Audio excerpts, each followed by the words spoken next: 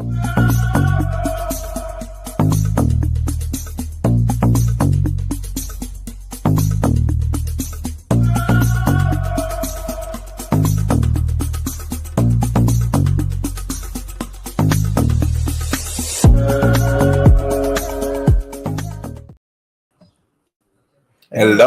and good evening, everyone, and welcome to The Truth Behind the Truth. Indeed, tonight. Man, we were having a discussion prior to the show, but we're going to get into that in a minute. Charles, good evening. Good to see you, sir. How you doing, brother? I'm hanging in there as always. Great. Thank you for being here and being such a supportive of this wonderful platform, I'm gonna tell you now. There's a video out there that we may play.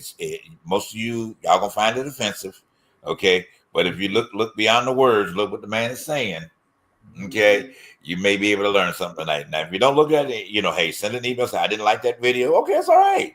Everything Whoopi put up there, you ain't gonna like either. Same time. Everything Tamron Hall puts on, you ain't gonna like.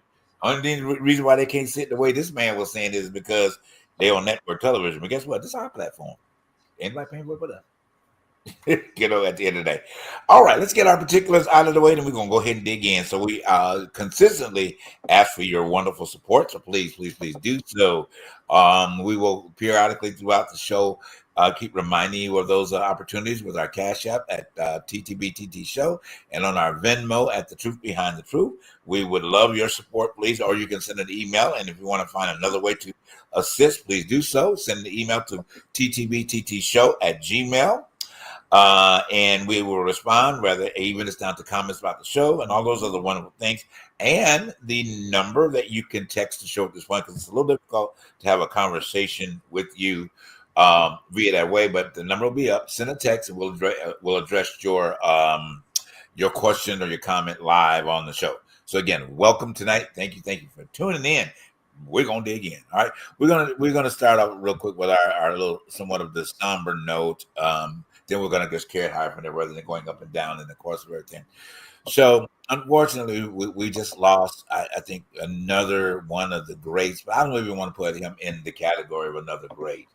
I looked at Malcolm Jamal as just, I think, one of the kindest persons that has risen throughout the era of the industry, and especially being a man of color, and has consistently worked from the time he was on the Cosby Show through all out until his untimely transition, on Sunday. It hit me hard. I know it hit him because Tyler, you were talking about it. We used to come in your store and things back in Atlanta. I met him one time. So he was how if you ever been on set, the PAs are pushing everybody through it. Don't want nobody to talk to you at that time. I was doing background, but he was kind of shake my hand and say hello, and all of that. And I know you can tell the story about, when he used to come in your store back in Atlanta, but he's one of the ones that every time I saw his face on television, I was so excited. Yeah. I was really excited for his and a great actor, just able to take on so many different type of roles and what have you, So I'm just so unfortunate that, of course, if you guys didn't know, I mean, he unfortunately drowned on Sunday and on a vacation, in Costa Rica. They said there were numerous amount of people trying to revive him. But unfortunately they couldn't, at the time, I think by the time they got him to shore, his lungs had already been, filled with the water. And, once that's done, it's just, you can't really do anything, at that point. But I'll go ahead and say your part and we'll let Charles say about his experience with it. Well, you already said it twice. He came to my store. But the fact is that I did see him a lot in Atlanta. It's so funny. I worked in Hollywood at a CVS store in Hollywood, never would see celebrities, but in Atlanta, working Midtown off of Peachtree, you see a lot of people come through, and he was one of them. I saw him a couple of times with his wife and child, and the one thing that used to astonish me was how tall he was. Okay. He seemed to be tall, very tall, and but nice. Never, you could tell that he was a no nonsense type of guy. But he was very straightforward and very, and I would see him come to the counter and, just as nice and hospitable. No type of uppity, aura about him. Very, very humble. And, that's where I kind of got the feel of who he was through just meeting him in the store. And I have met other people, but I can tell you there are a few celebrities that I felt were very, for me, more human-like and humble, and he was one of those people.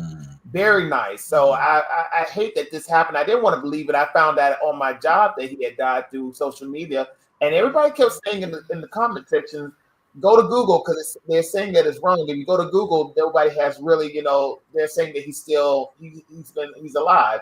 So sure enough, I go to Google. There was nothing of the sorts. But TMZ again, right. always get it right. I don't know how they get their sources so fast, but they do. But it irked me that moment I found out about it. But life is life, and we're not here but for just a moment, and you just gotta, when you. And don't get me wrong, as a human being, I'm gonna get off my little soapbox. As a human being, life is hard. Right. It's hard.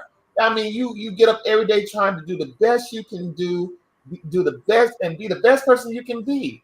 And yeah, we shouldn't take life for granted. We should never take life for granted. And I think this is one of the greatest examples. But goodness gracious, it's a hard toll. But he had lived a marvelous life as an actor and also as an activist. He had did so much for trying to build up the African American or Black culture, and that was one of the things that inspired me to listen more to him, because he was more about uplifting the culture than bringing it down. So go ahead, Charles. I'm off of it. Well, I never personally met him. I worked with him on the Resident for a couple of days, but he seemed like a good guy. But I'm gonna let him say it better than I can say it. Wow. In the blink of an eye. You never know. You never know. So speaking of legacy, what do you hope that your legacy is going to be? A tough question, huh? Yeah. Especially Kids help with the legacy question, right? Yeah. I mean, because I'm 54, I think about that a lot. So it's interesting. I remember my mother said to me one time that Mr. Cosby gave you immortality. Facts. That is very true. Right? So I know on one lane, there's legacy there. But also because my life, those former years were always about life beyond Cosby.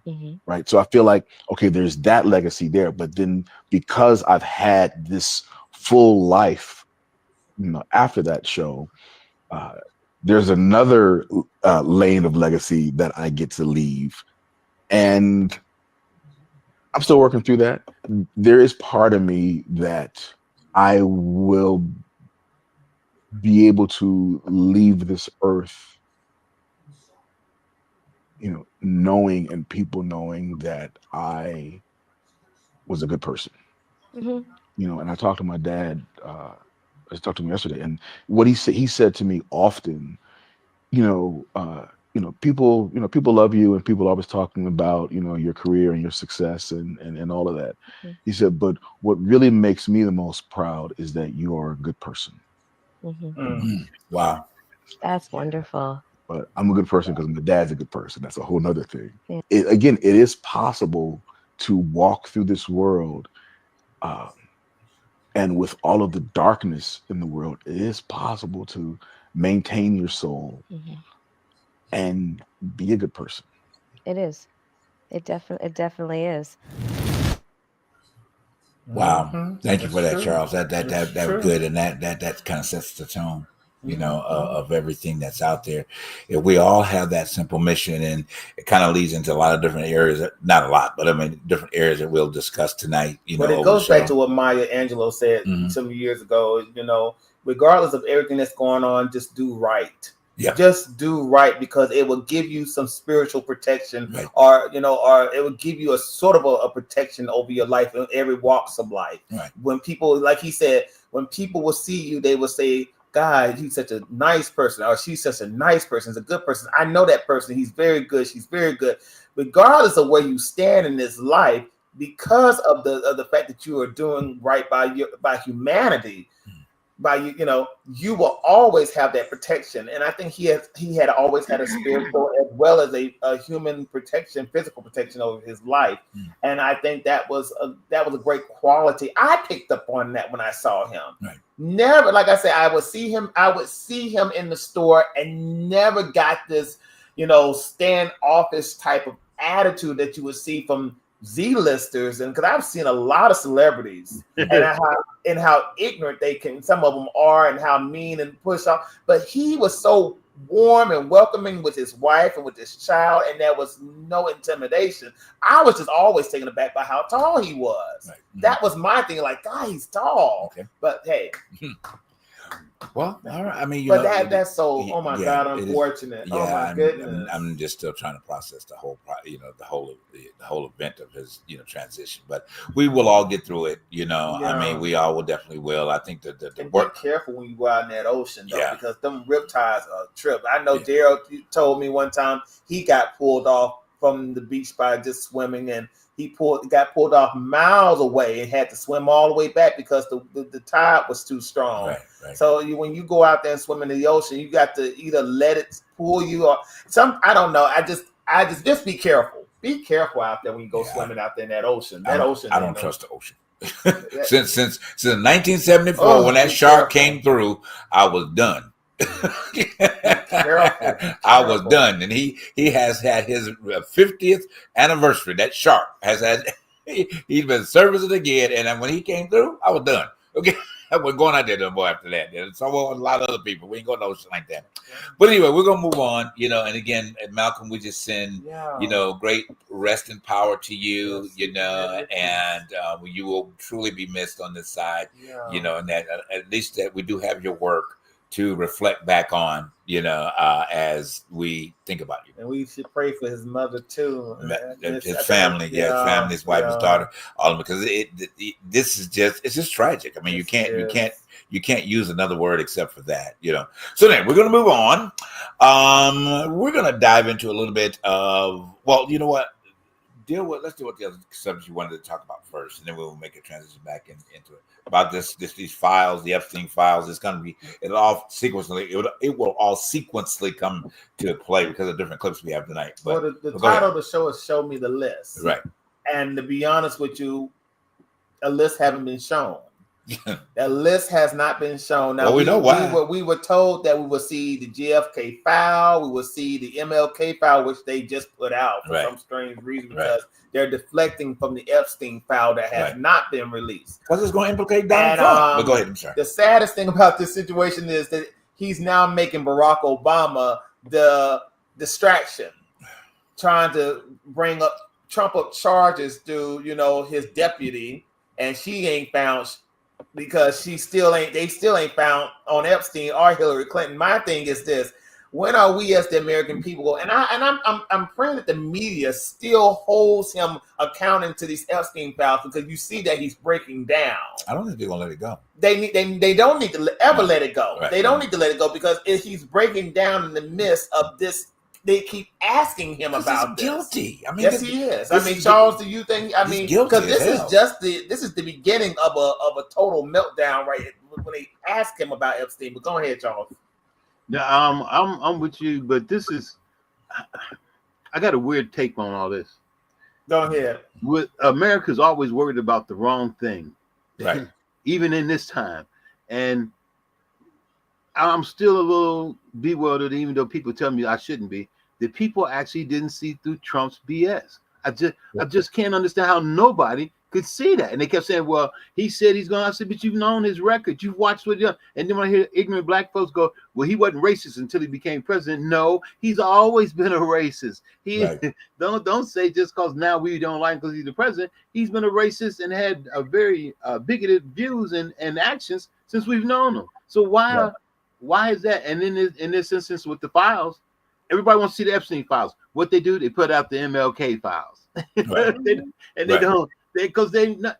It's like I've heard this. There's a video out there. I think we're gonna play where the guy says, "There's always somebody behind the mask." Right. Mm-hmm. We don't pay attention. We're not how they say astute. We're not astute to what happens around us. People say I don't listen to the news. When I hear somebody say I don't watch the news. First thing I say is ignorant ass. Because that's what you basically are. You're ignorant to what's going on around. It's so sad. Well, that's life, baby. Wake up. Life is sad. Life is happy. Investments, he's not a racist through investments. Money has no color. Right. Money has no color. When you go into a store, Charles, and you pay for certain items, even though, let's just say, for example, we all know some of these corporations could care less about us being in their stores, but we go in anyway. And we utilize our green, hard-earned money to buy their product. So, to be honest with you, the one thing I can say, the best thing that has ever happened for integration was they got most of our money. Because Black folks are the biggest consumers in this country. Always. We like to consume shit. We buy up so much stuff instead of owning so much stuff that at the end of the day, if I was Trump, I wouldn't be a racist if I was taking your money or buying up your stock. I would not be a racist. If Trump was to take a picture with, for example, Jesse Jackson, for the simple fact of getting something from Jesse Jackson, they have taken pictures together. They have taken pictures together. Yeah. So why not? And that's I'm taking your money. Too many assumptions. There are too many. Right. Go with the facts. Stop all the assuming and assumptions on what people are doing and how they're doing. There's so many ways to do your research. People don't want to do the work. They don't want to step in and research and find other avenues. They're in their bubble, and that's the only place they want to be is in their bubble. Absolutely. You know, and the prime example is like we always say, the lady said on one of these videos, what would you do if Jesus crossed the border and came into the United States? She said he'd get arrested because he's an illegal immigrant. Right. Mm-hmm. Now, but they Christians. They love this man. Yeah. And that man right there, if they can find gum on his shoe, they will. They just they can't. They can. They will not let Barack Obama. Man, they're the thorn in the side of MAGA and most white folks because as they tell me when I go to new jobs, you're so articulate. What were you expecting? Did you? Trump said that about the Liberian president.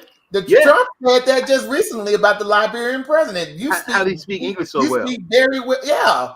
Well, and some of that we have to blame ourselves for, and some of it, okay, because in certain communities they don't emphasize proper English or speaking English, and that's the problem. That's the problem. Go ahead, but that's the problem. And it has been a form, and then of course media plays it up to that fact. So the expectation when you walk into a position, you nail a interview, or Charles nails an interview, I nail an interview. Because we're articulate, because we're smart, because we've done our research, and they're not used to that. So the question would be not so much, yes, it's them, but then we have to. I think that's the biggest crock of stuff. But keep going. But I think that's the biggest crock of stuff ever that I've ever heard. We have to take responsibility of what we're not educating ourselves on. Yes, you can't get around that. And you can't make that as an exception to the rule. We could never get around it. We could never get around these types of stereotypes. Have y'all you remember that movie, that Whoopi Goldberg movie called The Long Walk Home? Yeah. Y'all need to go back and watch that film. Really, if you get a chance, if you're watching this show, go watch that movie. Based on the Montgomery bus boycott. But to make a long story short, even in that movie, the stereotype about Black folks, even during that time period, Negroes, they just want too damn much. They demand too damn much by doing too damn little. You had Black folks walking literally to their jobs, maids, teachers, plumbers, people who just felt like, and to be a human being on the bus was too much to ask for. And you had white folks saying, well, they're acting too uppity. They're demanding too much, but doing too little of work. We're still hearing that. We're still hearing that to this day. Then on top of that, they can't speak a wink of English. Now I'm talking about the segregated South, where even in within the Black education realm, Black teachers were doing the utmost to make sure that we were qualified to go in and work for these folks. But still to this day, what you just said is still what they're still saying for us, even with the mass media of I would call it Niggerville. But the fact is, even to this day, even back then to this day, that will never change. It will never change. It's interwoven in the fabric of America. Yes, it is. It's that thread that keeps it together. It's just how it is. Until and I say this is my repeat. I hate to sound like a damn Groundhog Day. But until we realize we will not survive without each other, we are not going to survive. Right. That's Absolutely. one thing we learned during segregation. We only had each other to survive, and we thrived. Well, okay. We thrived.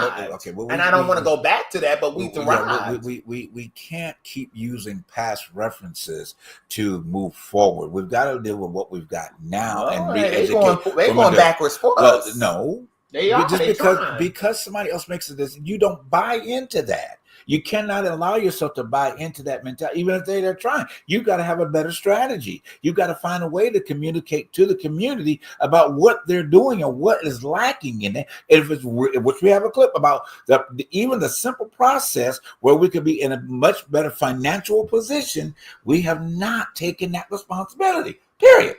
It is. Hang on, I got it, Charles. If you don't have it, I got it right here. So this clip, guys, is just basically somewhat in line with what we're discussing here. But there is a mindset change, and the problem is, and we got several of them, from the church aspect to all these things, all of these behavior patterns we have adopted as a part of our culture, and we've got to change that mentality. We cannot. You can't even have a business together in your own neighborhood with that same mentality. You can't. Because nobody wants to be successful. Well, you speak this way, you do this. All of that's a factor in it. Where are we going to start the change? Are we going to sit back and continuously talk about what has happened? You can't do it. You can't live in the yesterday, and that's one of our problems. Here, listen to this clip real quick. One thing that you could tell black people as a race, what would you say?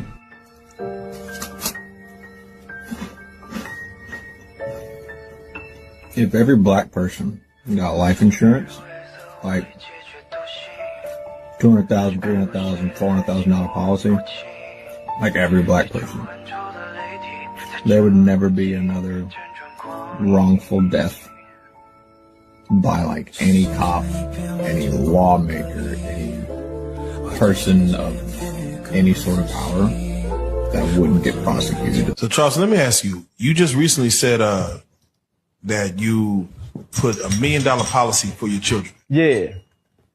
How would Black America, the Black community, look if most parents did the same thing you just did and put $1 million policies, accidental death and dismemberment, things like that for their children as much? We'll have reparation in 3 years. Man. We would have reparation in 3 years. But imagine if the church really cared about black people, why not they having corporate insurance policies?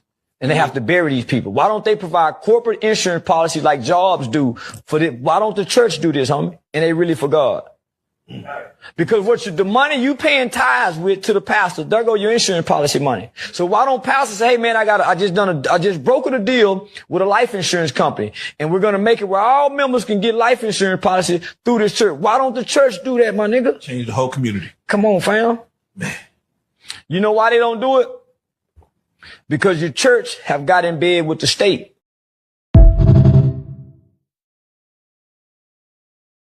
Now they in bed with Trump. Well, but go ahead, Philip. No. I was going to Charles going to start. Go ahead, Charles. Oh well, I'm a firm believer in that, and but I'm not going to say I'm not guilty too of procrastination and excuses, because I really feel like my parents showed me the way. They worked hard and invested well and took care of business, which is life insurance, investments in property, putting away savings, having investment programs. Now, far be it for me to criticize anybody on how they do things, but the examples I had in my house were very strong, and it made me feel bad to know that if I passed away tomorrow, only insurance my kids got is my military benefits, and that ain't squat. You know, they're trying to change it. It ain't squat. It won't even pay for the funeral. That means they'll have to find a way to do it. But I've been investigating and about to sign paperwork for my kids to get some money afterwards. This is the thing. We could make the future better for the future, but most people say, I'm not leaving them Negroes no money. No, and I'm not here. They think they're going to live off of what I made. But that's how white people do it. They buy a home 100 years ago and they keep it in the family.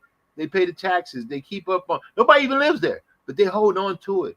It's an asset that they can utilize when they buy and getting loans, everything. True, we've been left out of that circle, but it doesn't mean we can't get into it. And that's the thing I think would help a lot. Some of us are going to have to sacrifice selflessly. You can't just always worry about you. So I'm hoping that when I'm in effect, I ain't gonna say hoping, when I finish doing my paperwork, my kids will have 250, 500,000 when I pass. Not only to be able to bury me, but to do an investment and work on their kids. The people today are trying to tell you, the only ones they want to go to college are the rich. The only ones who want to be better educated are the rich. So what better way to beat the system than to make sure that my grandkids have an opportunity to get in that system, get that education and that understanding. Absolutely. Go ahead. Well, my manager even said that today, that they want to keep us dumb, to keep us working. Yeah.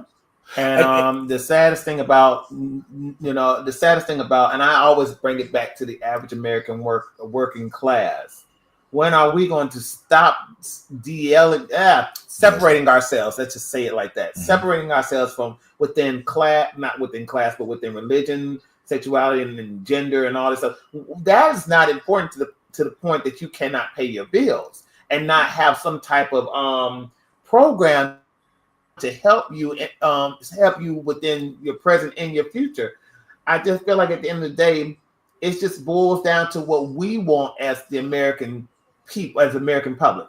And then on top of that, if we decide to make change, it has to be local and state, and you can try federal, but it would be instant if we did local and state. And that's the saddest thing about a lot of us looking for presidents and congressmen and senators.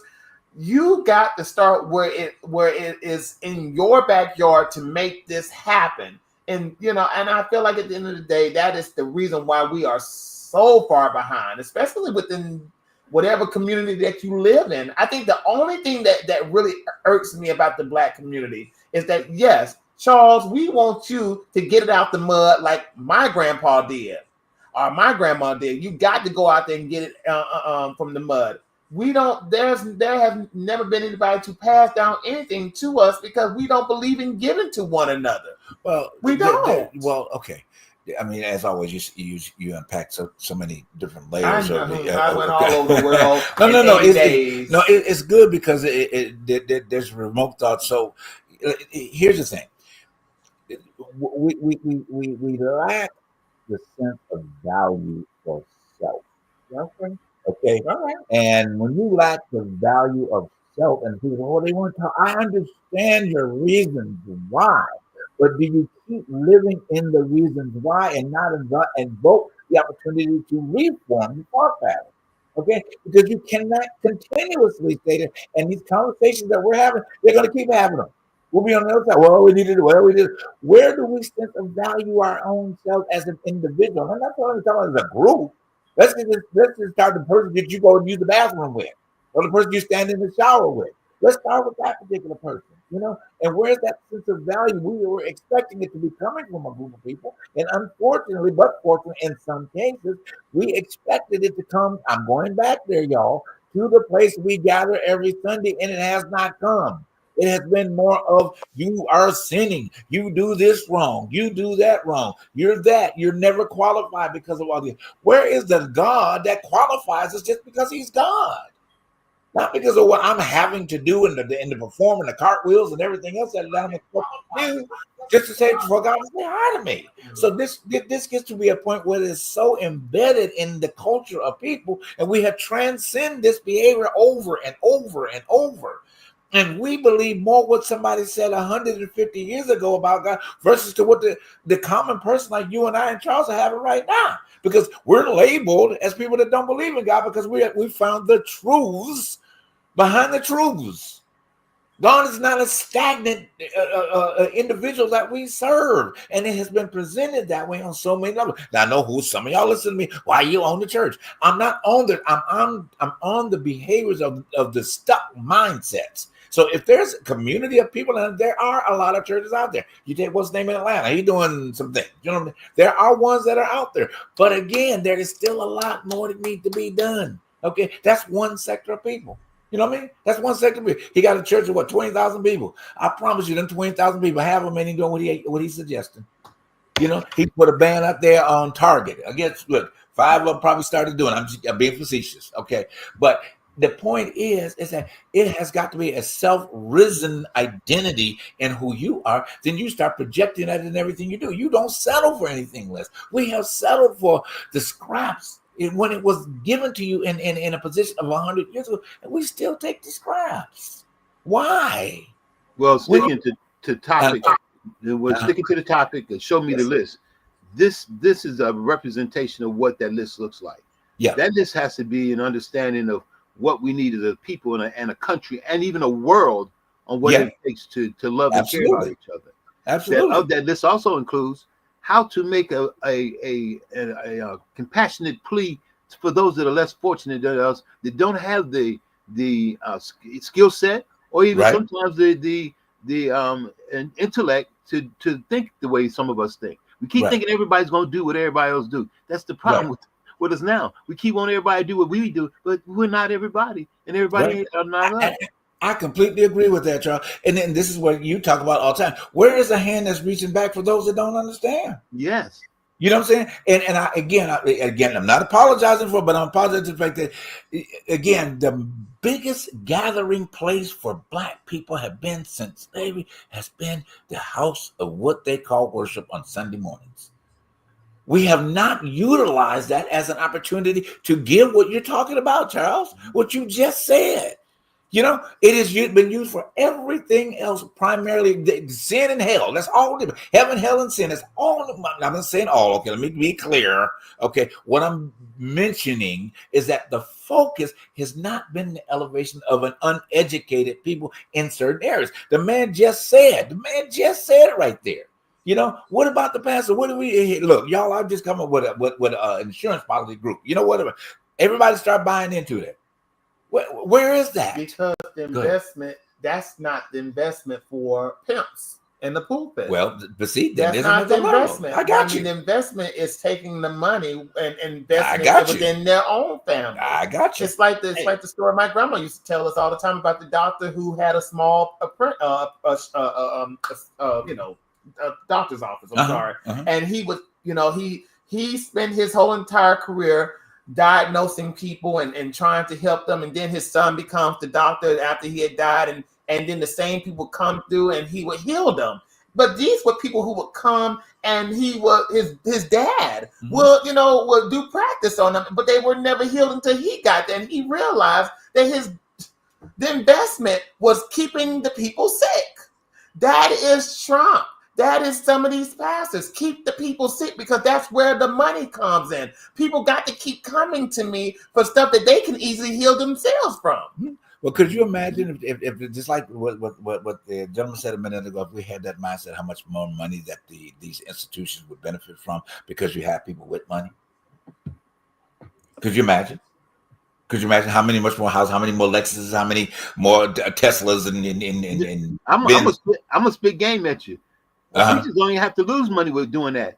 All they have to do is do the $200,000, $500,000 policy and say, "Hey, the church gets 10% of that." When you claim. Well, there you go. You got money. They got money. You don't have to pay for them to get funerals. You don't have to do a GoFundMe for the family to do what is necessary since daddy gone. Now they need to pay the mortgage or the car note because he's the breadwinner. There's that money. There's that security blanket. But see, y'all are not even talking about the fact that even in certain churches, the churches are separated by class. When you have these board meetings you got people with money making decisions for people in the church that ain't got nothing. Yeah. So they're having meetings, and that's certain. Take the church out of it. You got the government. You got corporations. You got people, and you have the nerve to say that people corporations are people.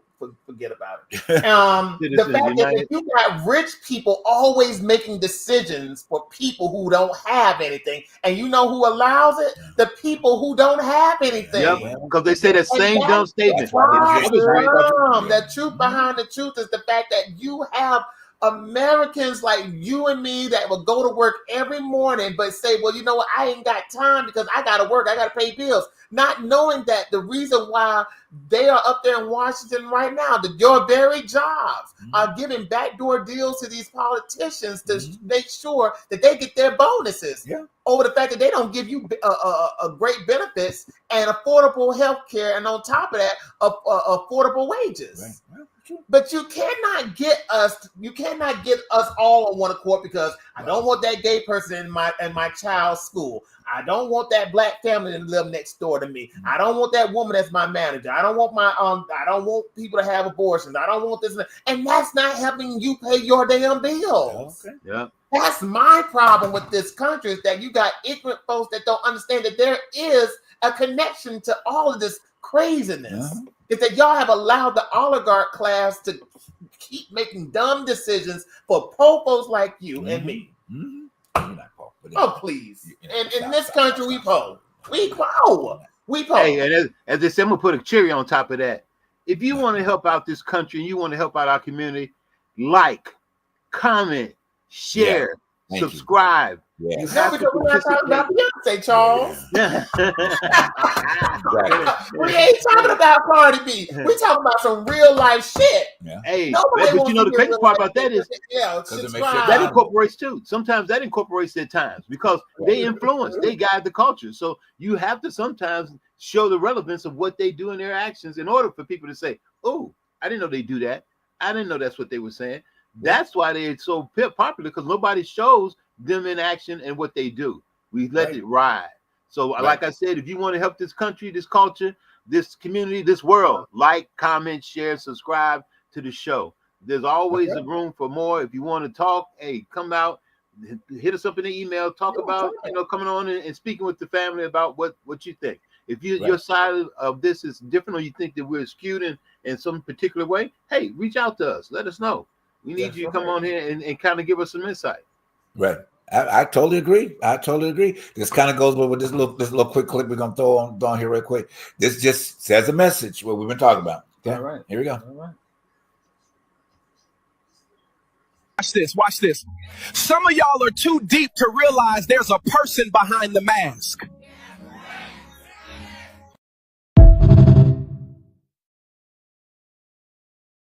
She might have had to go to the bathroom. She didn't hold her finger up though. She might have had to go to the restroom. Okay, but taking too long. Right, but what I really want to do with that quick clip is just to understand the behavior of what was necessarily being there at that particular point in time. Because when someone comes with, I'm going to use the term, some level of revelation, how simple it can be. Okay, there are people that are representation in that situation will get up and walk out on the truth. And still, and that's why you don't exactly. And the list goes on. All right, let me play one more time so you get to understand what. Watch this. Some of y'all are too deep to realize there's a person behind the mask.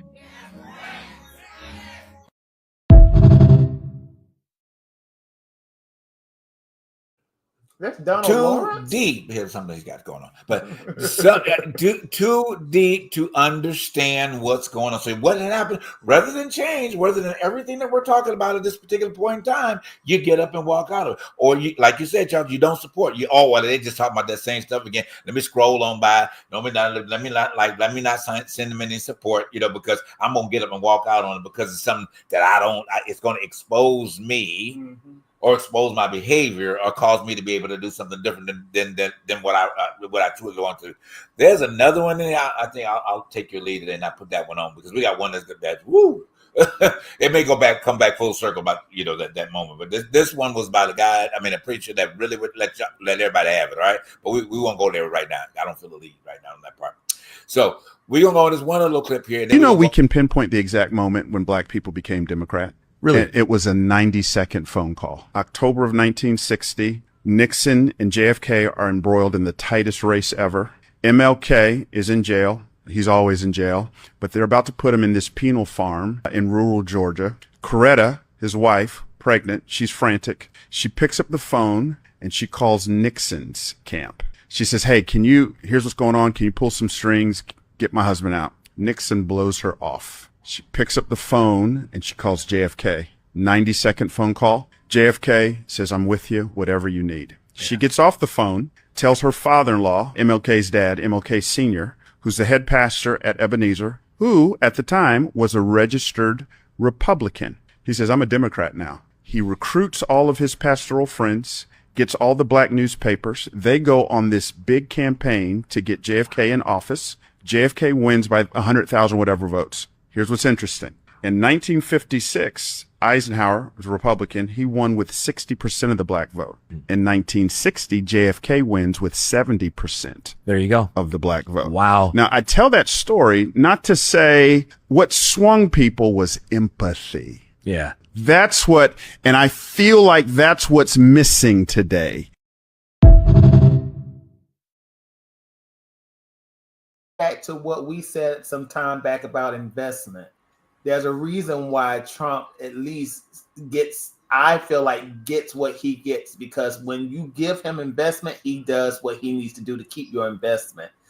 The same thing with what JFK did. That's a true business. That's a true business. JFK did an investment. He got what he could get out of that by getting the black vote, by wherewithal of him getting MLK out of jail. That's what I feel like the Democrats right now are really, like he just said, they're lacking, they don't lack empathy, but they lack investment. When you're telling people this is what you're going to do, you need to get in the trenches and get it done. In fact, that's where I feel like that's where the Republicans, they have it over the Democrats, because if they're against gay marriage, abortion, against whatever that is progressive, they're going to go out there and campaign full stop. But you'll have Democrats that are pussyfoot over little things and act like, well, this is what we're for, but we're not for this, but we're going to be moderate about the situation and compromise.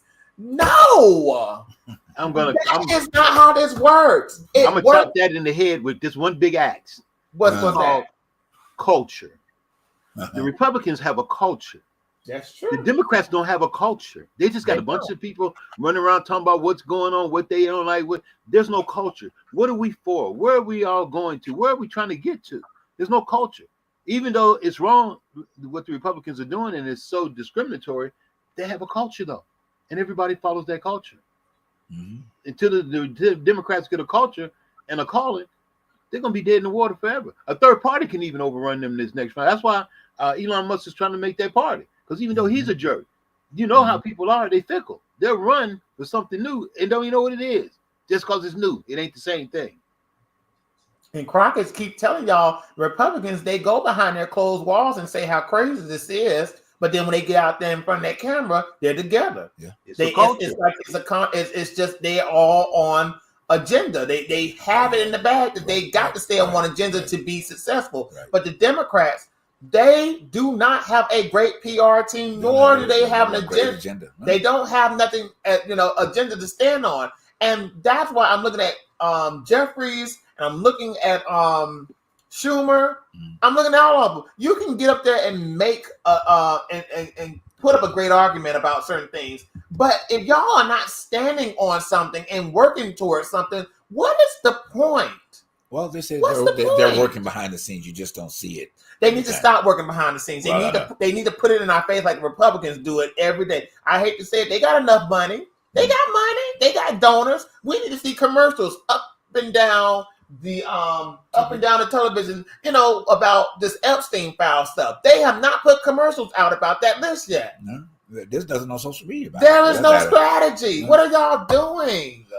Oh my God, go ahead. Go and talk about Obama. Let's get to Obama, because we can stay on that too for too damn long. Yeah, I just, the inception, and we're going to move on. The inception of how African Americans moved into the Democratic Party is a history lesson by itself. I call it sudden strategy. And the very people that persecuted them are the very people that they line themselves up with. Well, how did Nixon get it to be president anyway? Now, do y'all remember, how did he manage to get in there in the first place?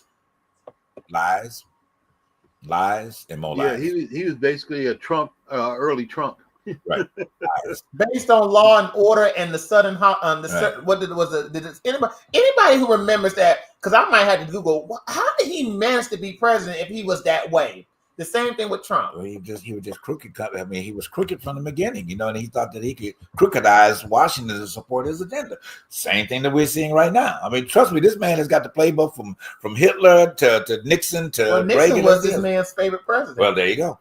There you Trump go. Trump believed in what Nixon stood. Well, I said this last week on the show. I think that what's going to end up happening, and I could be wrong, but I'm going to put that in university. I think that we're going to see something in this current administration that is going to be so worse than it was with the Nixon situation, of Watergate. So I'm going to leave that at that point. We can dig on and let another show. All right. All yeah, right. because I reached out to AI to ask that question. How did Nixon become president? And it basically says because he was vice president, and in a natural succession, he was a standout. Oh, yeah, right. And during that campaign, he platformed on law and order, like Dylan said, and appealed to what he called the silent majority of middle and working class Americans seeking stability amidst social upheaval. See, because that's still during the time of all the civil unrest, Vietnam, and everything that was civil going rights on. and everything else. Yeah, absolutely. Yep. So that's how. Go ahead. And he faced two main opponents: Vice President Humphrey as the Democratic candidate, and former Alabama Governor George Wallace running as a third-party candidate. And Wallace got shot. Yep. Well, there you go. What we've seen is just a continued cycle of a continued cycle. At the end of the day, one party's up, one party's down, till the human spirit of the American people changes toward one another. It's going to be this type of inbreeding cycle. It is. Well, it is. So we're going to talk about that. Yeah, I know, right? Hold your breath. You pass out. Right. So we're going to move on to the human spirit of the cycle. Okay. So this is an interview that President Obama did, moving into what this uninated agenda, in which this maggots, they vote on agenda, okay, and all that in above, and then of course, seemingly again, the LGBT community as being the main focus of everybody's dinner table. I don't know why, because there's another clip that I could play that would deter that from the evangelicals, at the end of the day. But we're gonna play this one, and then we'll have another one succeeding after that, speaking to the same thing. All right. So here's President Obama. Oops. The most valuable things I learned as a guy was I had a gay professor in college at a time when openly gay folks still weren't outlawed, who became one of my favorite professors and was a great guy and would call me out when I started saying stuff that was ignorant. You need that. To show empathy and kindness. And by the way, you need that person in your friend group so that if you then have a boy who's gay or non-binary or what have you, they have somebody that they can go, okay, I'm not alone in this. Yeah. Right. So that I think is creating that community. I know it's corny, but that's what they need. About that whole entire discussion, that right there was a talking piece for those who don't believe in gay people being anywhere. Let me just say this, and it's so this is why, especially I hate to say this. This is the reason why the civil rights movement, the whole totality of the story of the civil rights movement, has not been told. Because you have people who would love to erase the fact that there were gay people that were involved in a way.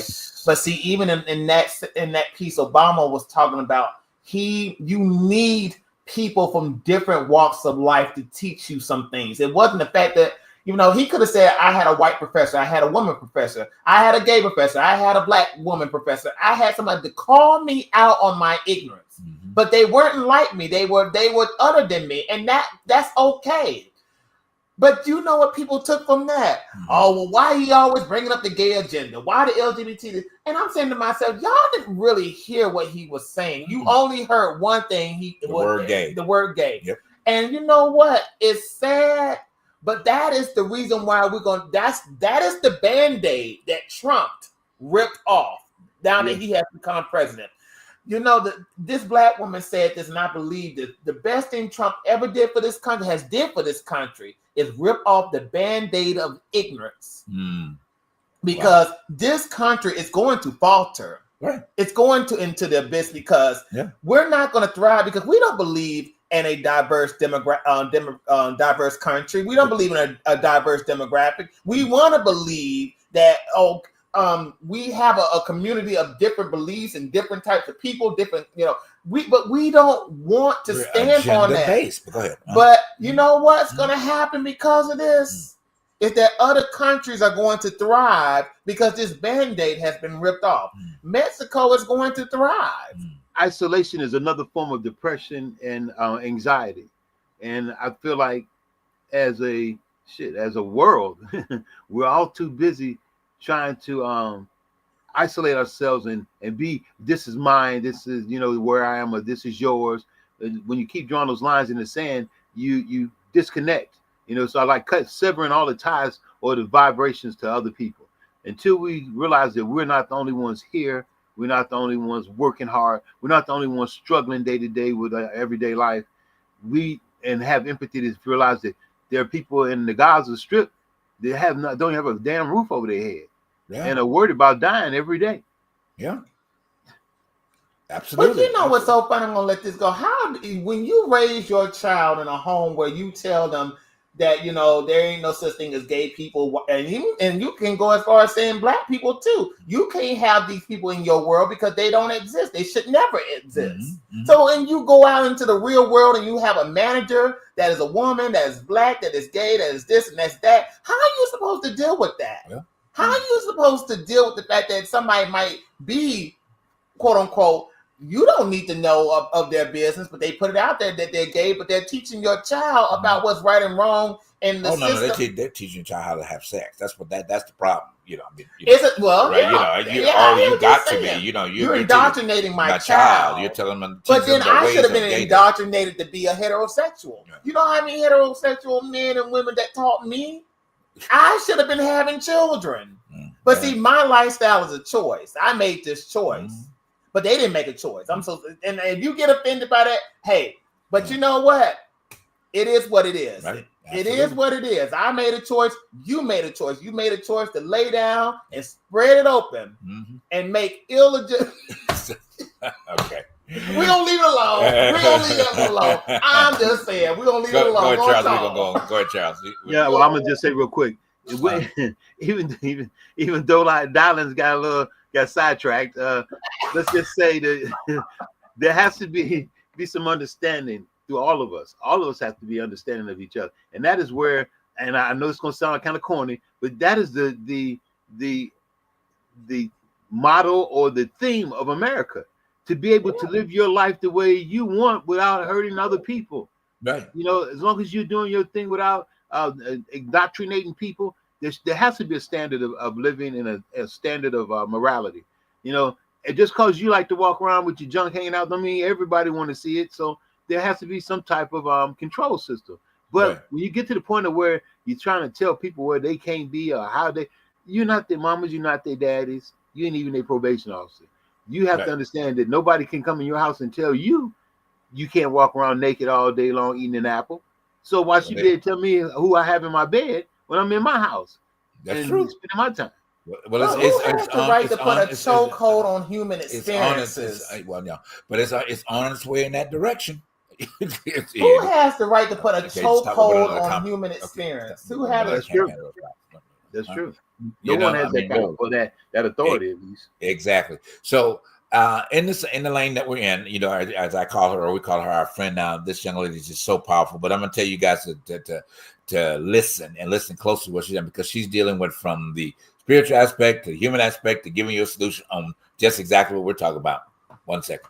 Someone getting beaten because they were gay in a bathroom is evidence of what? Use your thinking cap. It's evidence of a hate crime and of a culture who hates the LGBTQ community and thinks that it is okay to enact violence on them. And of course I say the Bible's not working, because while you guys are out here wanting to put the 10 commandments on the wall, you don't listen to the Beatitudes in your heart. You don't give a shit about Jesus's teaching. You care about identity politics. The Bible's not working actually at all, because you think that it is a core tenet of the faith to hate gay people, mistreat them, take their rights away. And if you don't do that, well, you're not actually a Christian. While all of you guys justify justify all the adultery you're committing, the multiple marriages, the child abuse, which is rampant in the Christian community, and you justify it. The Southern Baptist Convention hid 700 sex offenders of children, and you guys haven't said a word. You guys have not had a problem. Epstein files aren't getting released, and you still have no problem, yet you claim it's the LGBTQ community that's harassing children. You are the most vicious, vile, hateful, lying group of people, and you want to say the Bible's working. No, it's not, because if it did, you would love your neighbor as you love yourself, and you would go further the way Jesus commanded you and says, love your enemies and do good to those who persecute you,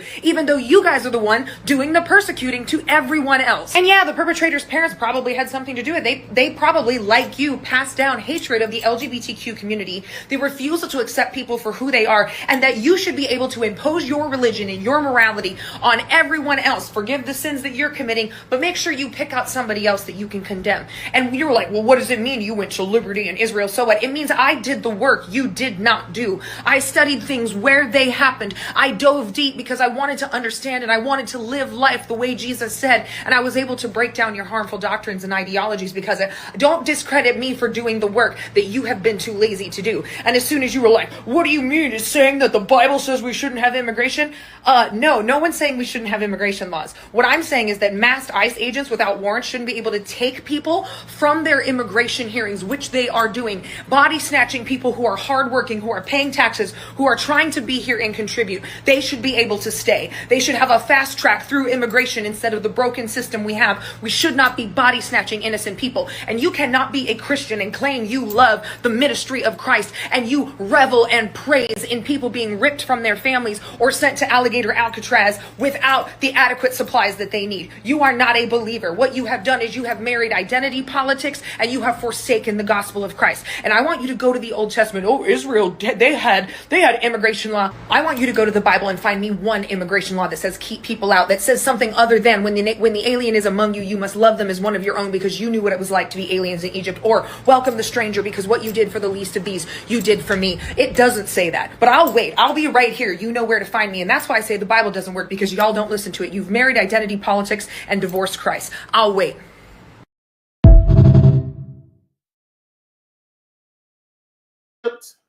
Without their legal papers, then Lot going to Gomorrah without their legal papers too. Even Joseph and Mary traveled without papers as well.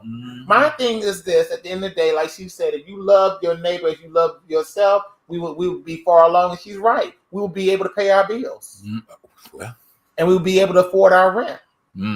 But you know what? We'll never get that way because you got people, like I keep saying, I don't want that gay person over my kids, indoctrinating my kids. I don't want that black family next to me. I want to red line people so they won't be able to vote. I want to make sure that, the Muslims don't have the Sharia law. Instead, I want my 10 commandments over your child and still can't pay their bills.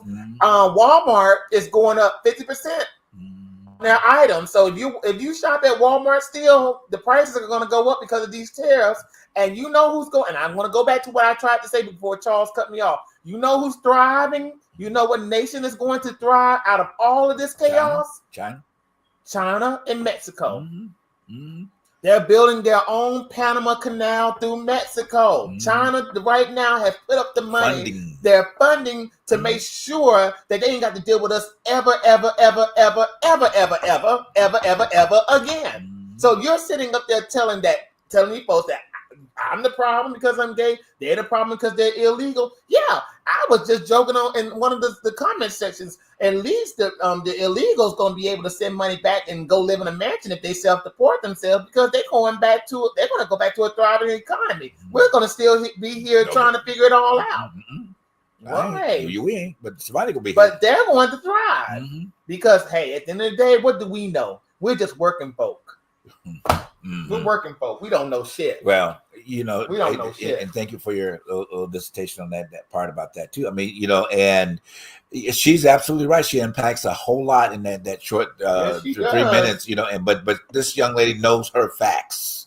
Okay, I mean, she knows her facts and she knows what, and equating life, representing life as what evangelicals try to as scripture. All right, and putting it in its perspective.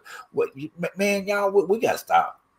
You know what I'm saying? We just got to stop this mess. I mean, you know, on all the points. You know, I mean, and we say evangelical because it represents a whole culture of mostly of the Caucasian community that thinks and aspires to do that because that's what she's talking about. But it's the same way in the Black community because exactly what she's talking about we experienced in the Black church or whatever or simply because you don't like your Black child because he's gay, he should be playing football, or your daughter's lesbian and she's not supposed to be doing this and all that because of who they choose to love. I guess it just blows my mind how we get in that position and of how regulating. Black folks going to thrive? We're so busy trying to separate ourselves from our African cousins and sisters and brothers. You know what? The saddest thing about that is there is going to be a struggle all around, not only within our community but in other communities as well. Yeah, absolutely. It's going to be a lot of struggle. Yeah, so absolutely. So my question, we both heard. You guys think it's an appropriate point to play it out of the clip right now? Go ahead and play the clip. What you think, Charles? Let's go out with a bang. Go out with a bang. Okay. So this my mom's watching, so she sent me a text message, but she's watching. Okay, so this clip is really deep. Okay, I'm gonna tell y'all. If you get offended by profanity, you know, yeah, you're just going to have to be offended at this particular point in time. Some people list it as an AI generated, but if it's an AI generated, hear the message behind the message, okay? Because it's exactly what we're talking about right here. It's very in your face, and it needs to be said, but hopefully you can get past the language and understand what this I call it preacher, okay? In you know, in the contents as he's dealing with it. But here we go. You can't be. Uh-oh. That number going.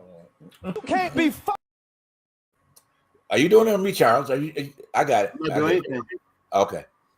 You can't be fucking and sucking Saturday and only praying on Sunday.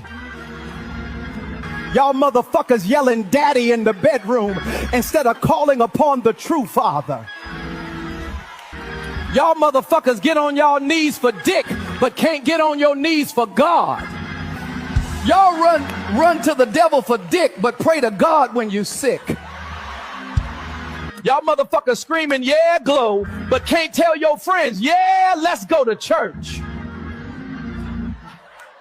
Y'all love a man that will trick. Must be the same reason you fall for the devils. Y'all loud and proud at the kickbacks, but quiet in the congregation.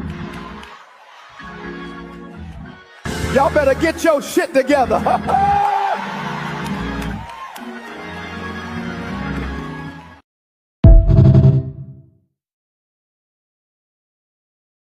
Real quick before we go ahead, your point. I mean, to be honest with you, I don't think he said anything off the chart that was wrong. But dog, to hear an organ behind all that question, I don't know. It just makes me feel some type of way. I just think, to be honest with you, even if it's whatever it is, the truth is the truth, and the truth is so ugly. I would want to cover my face. Well, we already talked about that. Yeah, and to be honest with you, and that right there, that is the example of show me a list. You got listed a lot of stuff that we as people deal with. But did he not cover everything we just talked about? From the pulpit, did he not? Okay, because we talk about bedroom behavior, you know, and what happens and being so concerned about bedroom behavior, but we're bringing it such a focal point that you and I, but being guilty of that same practice in a more magnified way, because you come into the place of worship, you know what I mean, and then you put on this facade show, but you doing exactly what that man is saying you're doing. But go ahead. The bedroom has really, I would say social media, but the bedroom itself had really messed up the communication skills that we need as a. Open that one up. Go right ahead. Talk that one. As a community, take that one in there. And it's not only a heterosexual thing, but it's an everybody thing. Yeah, right. Take that right. Go right in there. Because honestly, when you think about it, the reason why we have these gender wars and manospheres and whatever spheres you want to talk about, it's all based on a power scenario. It's the fact that at the end of the day, you got men who are unhappy with the fact that they can't lay down with anything and everybody. There are some people, yeah, and there are some women that feel some type of way because the men are not performing to their best ability, and they want to bring up finances and stuff. But when it's all said and done, it's the bedroom at the end of the day. That's a shame. And it's a shame. That's a shame. You evaluate your life and relationships and everything. They cover it up with finances and surface based stuff because of the fact that you ain't performing the way I think you should perform, and then you're coming up with new tricks that I don't understand, and that's a problem. Yeah. And God forbid if you if somebody comes and say, well, you got to pay for my services, because that's the reason why Shannon Sharp is in so much trouble. He had to pay.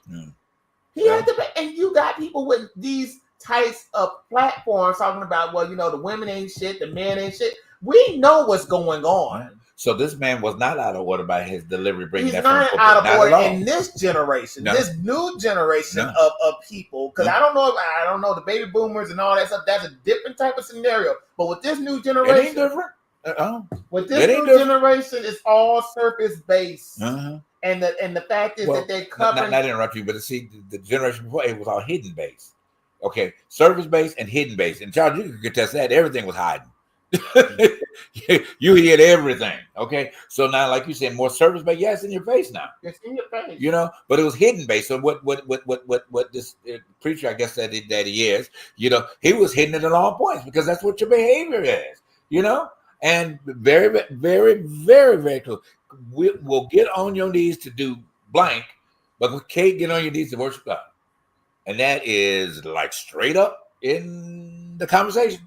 Straight up in there. But go ahead, I'm going to cut you off. Well, I mean, you think about it. What if you hear this new word that was now, it has never been a new word, but submissive. You want somebody to be submissive underneath you. And Charles, you can hear this in the platforms every time you open up your algorithm based on who you listen to. It's these, oh my God, these gender-based type of platforms that will say, well, I need a woman to submit to me. I need a man to understand me. I need this and I need that. And I'm saying to myself, well, why don't you go find somebody that way? Why don't you talk to somebody? But it's not always about talking. You got to have the bedroom skills too. God forbid if you have somebody who understands and values everything about you, but if the bedroom ain't on point, then I'm sorry, it messes up the art of what love is all about. Well, so you and we can't really open up this would take us too long to go, but I'm just going to say this part of it. So you marry somebody, okay, and then you have that intimate point in time and whatever the case may be, and then there's a point in time on either party that things can't be done the way that they used to be done. Do you get a divorce? Yeah. Do you leave them? In these times, yeah. Because in your sense, if that is your thought pattern, then your sense of value is wrong, and that's heterosexual and gay. Yeah. Okay, that means that you had no value for that person from the beginning. Why would it? Because they gave you a good okay, that's it, and you lived in that moment every time, or whatever the case was. That is your idea of that particular, and that's sad. Well, I mean, as the only heterosexual deviant on the panel. We're speaking general, but go ahead. I just want to say there's nothing wrong with a hawk too every now and then. Oh, you silly. But in reality, people like what they like. I tell this to young folks a lot. You can't make somebody want something you want. That's just not how that works. Just because you think it's good don't mean they're going to think it's good. Most people say, well, I could buy her and buy a bunch of things and she'll love me. No, that's not going to make her love you neither. You can do all of what you want. If a person don't want you, they don't want you. And no matter how much you try to sway them or encourage them, they stick to what their principles or their thought process is. So when we get so busy criticizing and telling everybody what they do and don't do and how they can do, at the end of the day, I say it again. Stop pointing out the window, look in the mirror. Figure out what the hell is going on with you. But y'all, look how they dress on these panels. They dress like they're going to the club. I saw a lady, and I ain't trying to throw off on what she wore, but it just it didn't fit what she, and she's trying to tell another woman how to find herself in the midst of a relationship. And I'm saying to myself, what are y'all doing? Everybody's dressed like they're going to the club at these events. No, they're just like they look a hot mess. And they look like. And all of them are single. Why are you taking advice from people who are single? if it's going to be most based, couples are miserable, and that's just the truth too. Most couples are miserable. Well, because of wrong expectations, and then the thing about it is that I understand your point about, certain elements, but the likelihood in life that you're going to find somebody that's going to meet every your quote unquote desires on a regular basis is highly unlikely. You'd be rich first. You wake up tomorrow morning, have millions of dollars in the bank. Okay. And okay. So that is a misnomer. In my opinion, that is a misnomer that have been fabricated into society because we rate people on bedroom performances, and that's not how it's supposed to be. But we have grown to a society because of porn, because of everything else that institutes those internating feelings, and we expect somebody to meet those obligations, men and women both. And if you have some sort of decency or culture about yourself, typically a lot of women or whatever the case may be, and you stand for something in that, then you get ostracized because you stand for something. Now I understand your point, but everybody gonna get one. But the likelihood is an unlike. I'm gonna be real graphic. Just for a minute, we're gonna shut up. The likelihood of that happening is just like the first time you had your very first orgasm, be it by yourself or with somebody else, because you can never get back to that same feeling. Never. Well, can I put a cherry on top of that? Yeah. We got to stop saying what we can't do because they've done this for centuries. They did it in the Bible. Orgies, incest, rape. I'm just saying we're busy. We're busy categorizing people again. We're still doing it. When you got to remember that nothing's new under the sun. Everybody's doing the same thing. That's not what I'm saying. But what I'm speaking to your point earlier about that is that, if you're going to take those channels and run out there, but you're not going to be in a relationship with somebody that cares about you too long, or you're expecting those certain things that you think that you should be getting in that relationship, then you probably will be alone, because the likelihood of you finding somebody that's going to be in a relationship with you, committed, and whatever that situation may be, is highly unlikely. But I think, I'll tell you, like a young boy told me, point me a good couple, show me a happy couple, then I can listen to what you say. But I think Charles' point, and I just think honesty is the recipe for I would say for any type strong of foundation. For a strong foundation. Yeah. For example, okay, then fine. I have no problem if you think that an orgy is the best thing to keep a relationship going. Right. If you believe that is the case, and I'm wanting to be with you, then at the end of the day, that should be a common ground. Now, if I don't believe in that, then it's time for me to. That should be the time to walk away. That's the problem. And then that's just talking. And that wait a minute. Then that's the if somebody's coming on a date and say, "Well, I think orgies are the best thing ever," and you're trying to date that person, and you don't have a different story. But that's the problem. Nobody wants to communicate those things and be honest in the situation. Right. It's even with the situation of sexuality. That's why there's I bet you date every woman that you have ever dated, Charles, have had some type of bisexual tendencies. That's why I keep telling people, don't put a chokehold on human experiences. You don't know what has happened in one's life. You don't know what they have had to do or what they have done. Same way with males. Don't put it on women. Don't put it on not only women, but there are some men. There's a male hell of a lot of too. them. Well, okay, then fine. We'll say it like that. They just keep it quiet. But the thing about it is, honesty is the best recipe because, hey, you will find your common thread in that. I don't see nothing wrong in people choosing what they want to do in their house, in their own situation. That's none of my problem. That's not my business. Right, and that's the point. But all I'm just simply saying is that, and we got to wrap this up. It's just that, to base an idea of a relationship that you have not communicated on in the beginning, at the end of the day, then that's a whole nother gavin of situation. Now, I mean, like we've talked about on the show, I personally think that the way that women are being treated this day and time when it comes to that particular aspect of it, because to me, it's like an allegiance of these certain levels of men that fall for this. I think, in my opinion, that they're wrong to put that expectation on women. But then again, you have women that like to be done in those particular manners and whatever. Then that's who they need to be with. Well, we just said that about Cassie with the Puff Daddy situation. And that's why people turned on her, because why did she have to do this? Why did she have to do that? Well, at the end of the day, she wanted what she wanted. She wanted the status, so she did what she did. My thing is, when you come across those types of situations, stop generalizing a whole community, a whole gender over the fact that you made a dumb decision by being with somebody either abusive, somebody who cheated and lied. That's not the male, the whole totality of being a male is for us to lie to you. You just met up with somebody who was foolish and on top of that, selfish enough to lie and not be truthful. I wouldn't say a woman is not submissive because or anybody who is not submissive because I dated somebody who didn't want to do those things.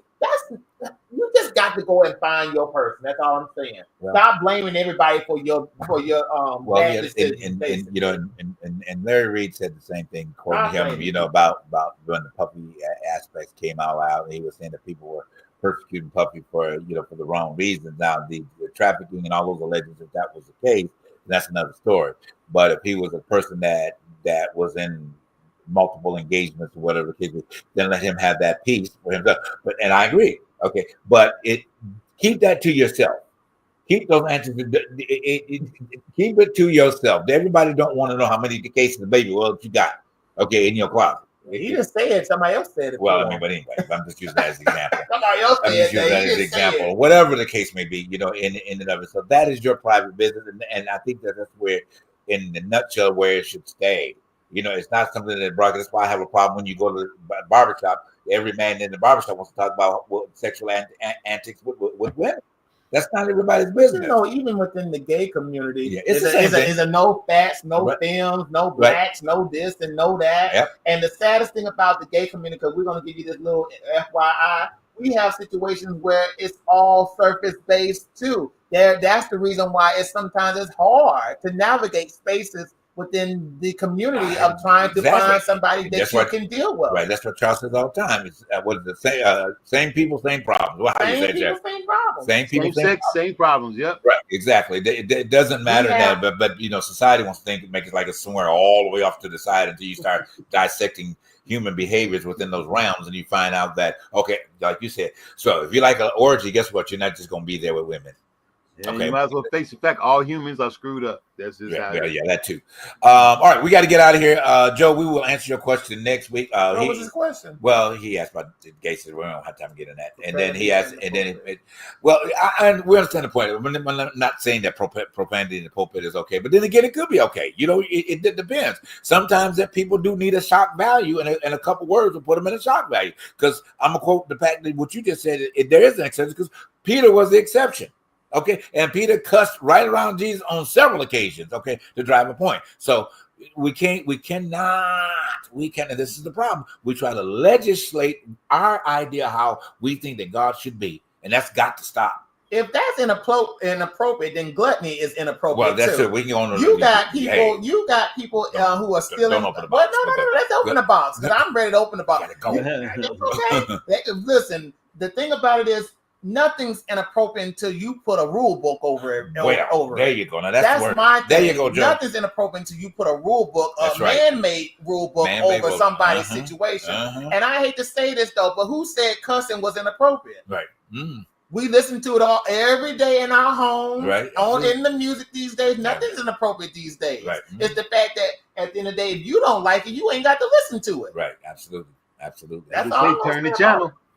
Change the channel. Yeah, you're absolutely right. There's a lot of things I'm gonna say that I don't think decorum to life. But there is no decorum. Right. We work a job every day where people are scamming and stealing. Right. You have people who are scamming and stealing you out of your paycheck out of your cars. How about that? And out of your benefits right now in the government. Yep. You got people doing. There is no decorum to life. Now I wish people will understand that the dirtiest people are running this country, and they are rich and they are filthy and they are nasty. Right. And I hate to say it, this puritanical policy that we put over us as working class people, the rich don't have this over them, and they're thriving. Called the former Jeffrey Epstein. Yeah, called Jeffrey Epstein. Asked about what was inappropriate. I don't want to hear nothing about no decorum and what's inappropriate, because I hate to say it, the man that's your president likes his daughter, and I hate to say that, but that's inappropriate for me. But hey, to each his own. He's the president. So if you support that, then nothing should be inappropriate. Right. Nothing should be even left on the table to talk about decorum if your president likes 12-year-old girls. He even said he liked Paris Hilton because she looked like a 12-year-old girl. Okay. Well, it'll soon come out. Hey. Unleash the files. Yeah. Open the Where files. the list? Where are the lists? Yeah. Show me the list. Show me this. Put your hands in the air, everybody. Show me the list. Come on, child. Put your hands up, child. Show me the list. Show me the list. You like Trump, you like little girls. Okay. At the end of the day. That's stop. No, ain't no stop. That's the truth. Well, they men like little boyishly like girls. And it's been proven. Okay. Hey, truth behind the truth. Your right. man like Good. girls with boyishly like chest. Okay. Anyway, done. All right, guys. Thank you so much for tuning in tonight. Yes, we have. Stop. We have really inspired you once again, and hope that you take this information. If you don't like it, okay, it's all right. Send us an email, tell us what you didn't like about it, and we can address it the next time around for you and deal with it. But at the end of the day, we all have to be accountable for ourselves and our own aspects and our behaviors and our thought patterns. And everybody is not supposed to be lined up with your thought pattern. Okay, at the end of the day, that is something that you found a comfortable space for yourself. Then live in that space. Okay, if you don't try to get in anybody else's bedroom if you don't want nobody in your bedroom. Okay, or if that's the case, if you're that much heterosexual, then guess what? Every time you get the engagement, whoever you do with, you get on social media and tell them exactly what you're getting ready to do. All right. Let's do it that way. Handle it that way. And if you're homosexual, just stay out of heterosexual situations. Okay, anyway. So that's true. Well, anyway, stop. Come out. Okay. Anyway, so we will see you guys here next week. Joe, if you have another question, we'll see you back next week. I read your question earlier. Yeah, God is okay with that, but we'll explain that at another time. All right. Love you guys. Thank you so much for tuning into Truth Behind the Truth tonight. I hope it's been insightful. Hey, we brought some stuff. We brought some profanity from the pulpit. We did all of that tonight. All right. But it's to drive on a point to wake up. Don't look at the profanity. Look what's being said behind it. Okay. See, and I told you, we were going to look at the wrong thing. We're focusing on the wrong thing rather than the thing that we should be paying the most attention to. That is correcting the behaviors that we have in our own individual lives and making adjustments so that we can be better every day of our lives for ourselves and for someone else. All right. Y'all have a powerful night, blessed night. Sending love again to Malcolm's family and his untimely transition, to Sharon Osbourne for the transition of her husband. That's a whole nother story. I'm sure we got a lot of people like that too. But anyway, that's another story too. Okay, eating rats and stuff. But anyway, that's the whole nother. So the man's going on the other side. We will talk to you guys next week at the same time. Love you. Bye. Be the change you want to see.